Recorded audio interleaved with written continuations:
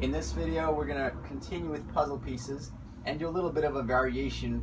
I'll call it recycling, and because we're going to be recycling the same puzzle piece. And this will be a challenge problem. So this is quite, I'd say quite a bit harder. The source of this is from a math competition. So let's see how we're given a plus 1 over a is 3.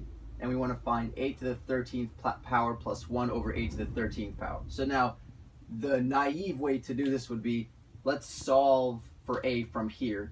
So that would be, we can multiply through everything by a. So that would be a times a, 1 over a times a, the a's cancel, and we'll get 3a. We could rearrange this,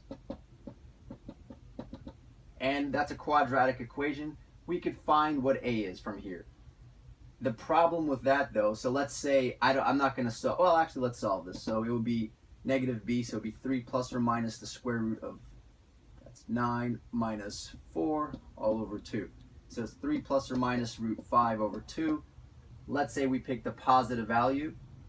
The annoying thing is, we don't want to raise this thing with a square root to the 13th power, because we're going to have to expand this 13 times. That's going to be tremendously painful. So that's why this approach will work, but it's not practical. Alright, so instead we're going to use a tricky approach, and let's just play around with this. Let's try squaring this.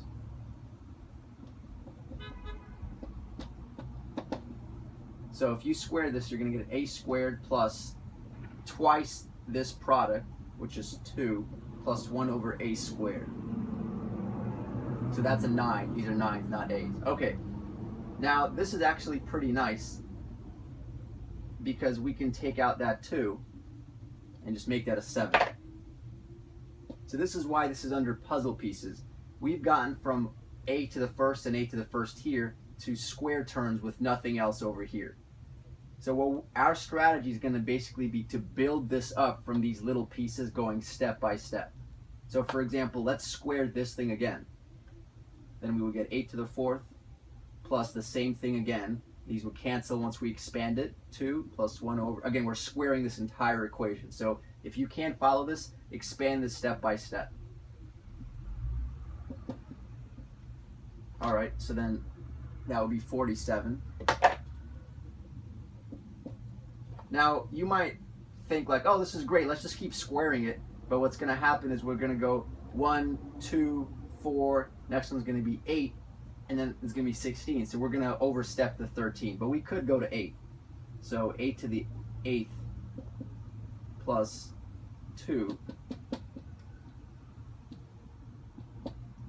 is 47 squared. Now I won't multiply that out.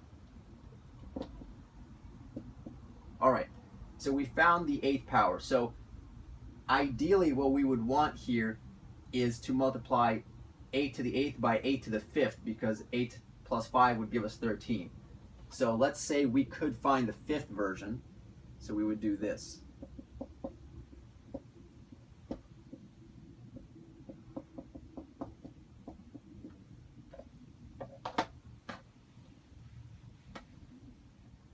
And that would give us 8 to the 13th. But now we multiply 8 to the 8th times this one, that gives us a cubed.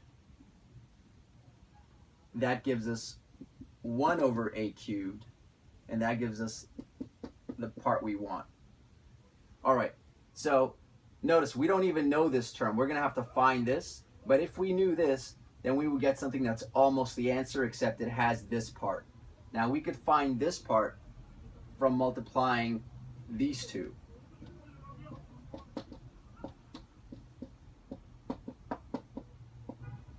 All right, so that would be a cubed. That would be 1 over a cubed. Sorry, that would be 1 over a plus 1 over a cubed.